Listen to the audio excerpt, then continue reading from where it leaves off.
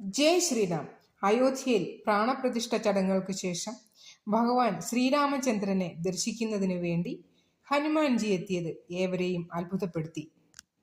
പ്രാണപ്രതിഷ്ഠ ചടങ്ങുകൾ നടന്നതിന്റെ പിറ്റേ ദിവസമാണ് ഏവരെയും ആശ്ചര്യപ്പെടുത്തിക്കൊണ്ട് ഒരു കുരങ്ങ് എത്തിയതെന്ന് ക്ഷേത്ര ട്രസ്റ്റ് ഭാരവാഹികൾ അറിയിച്ചു. ചൊവ്വാഴ്ച വൈകിട്ട് 5:30 ക്ഷേത്രത്തിന്റെ ദക്ഷിണ കവാടത്തിലൂടെ കടന്ന കുരങ്ങ് ഉത്സവത്തിനായി തയ്യാറാക്കിയ ശ്രീരാമ ഭഗവാന്റെ വിഗ്രഹത്തിന് സമീപം എത്തിയത്. ഒരു നിമിഷം താൽക്കാലികമായി നിർമ്മിച്ച വിഗ്രഹം തകർക്കാനെത്തിയതെന്ന് കരുതിയെങ്കിലും വിഗ്രഹത്തിന് സമീപം നോക്കി നിൽക്കുകയായിരുന്നു കുരങ്ങെന്ന് സുരക്ഷാ ഉദ്യോഗസ്ഥർ പറഞ്ഞു. ഇവർ അടുത്തെത്തിയപ്പോഴേക്കും വടക്കേ നടയിലൂടെ കുരങ്ങ് പുറത്തേക്ക് പോവുകയും ചെയ്തു.